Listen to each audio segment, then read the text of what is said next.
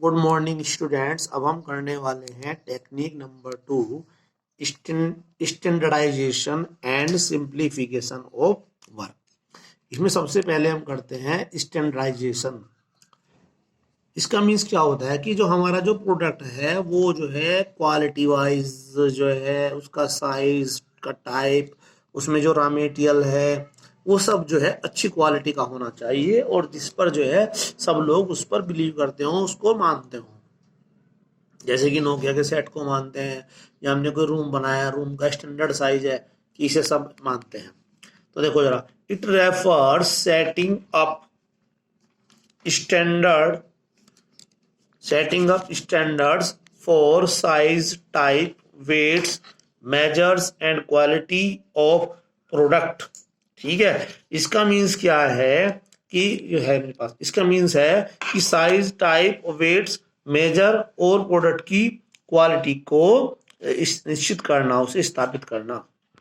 Standardisation of output is possible if standard is maintained right from selection of tools, equipment, raw material and labor to use।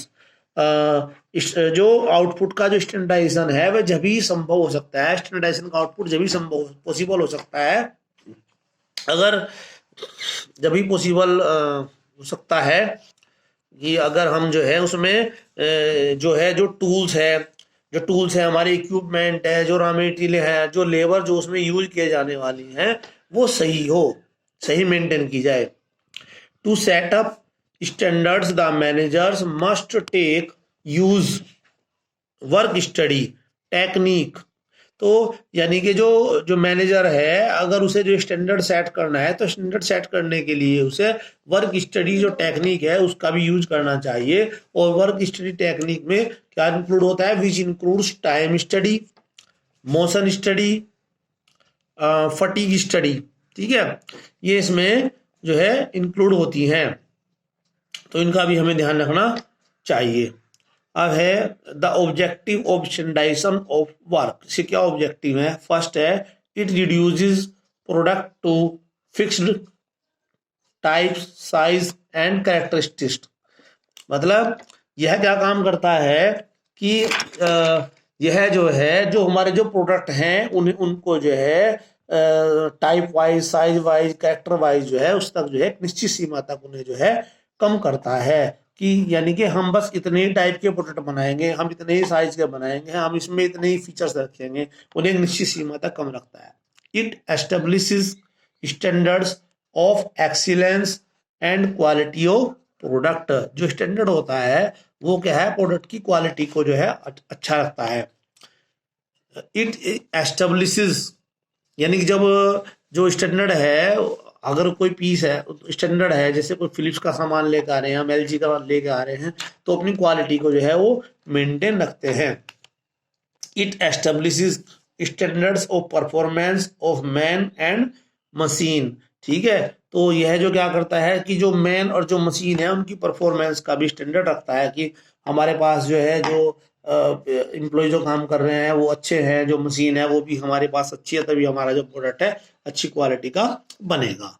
तो standardisation में main चीज है कि product की जो है quality wise, size wise, wait wise वो बिल्कुल सही होना चाहिए, उसमें रॉ मटेरियल भी सही यूज होना चाहिए, उसमें पीपल्स भी काम करने वाले सही होने चाहिए और उस प्रोडक्ट को सब बिलीव भी करते हो और वो से फिर क्वालिटी को मेंटेन भी रखता हो। अब है हमारा सिंप्लीफिकेशन। सिंप्लीफिकेशन का मीन्स क्या होता है? सरलीकरण। This technique emphasises on elimination. Elimination का मीन्स होता है कम करना, of unnecessary variety of product. तो इस टेक्निक जो यह टेक्निक है वो इस बात पर जोर देती है कि जो हमारी अननेसेसरी वैरायटी हैं उनको कम करना। यानी हमने बहुत सारी वैरायटी बना ली, तो लेकिन हमने सपोज करो 200 वैरायटी बना रखी, लेकिन उनमें से जो सेल है वो 20 की या 30 की हो रही है, तो बस हम 30 रखें, बाकी को हम खत्म कर दें। Because more variety of product requires more machinery, more labor, more cost.